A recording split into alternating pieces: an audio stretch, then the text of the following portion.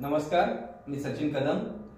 आपण 120 दिवस 120 व्हिडिओ ही एक सिरीज चालू करूया आजपासून।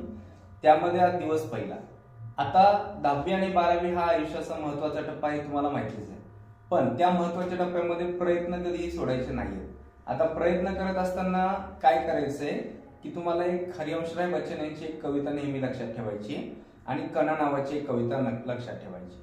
आता हरिवंशराव बच्चन यांच्या कवितेमध्ये काय सांगितलंय की एखादी मुंगी असेल, ती जोपर्यंत तिच्या ध्येयावर पोहोचत नाही तोपर्यंत ती आपला मार्ग सोडत नाही।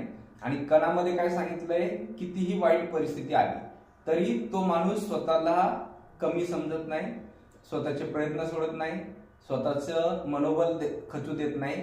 तेच आता आपण येणाऱ्या 120 दिवसामध्ये करायचंय। मुंगीप्रमाणे प्रयत्न नेहमी करतच राहायचे आणि कणामधल्या त्या माणसासारखं आपलं मनोबल खचू द्यायचं नाही। आपली परिस्थिती किती वाईट असेल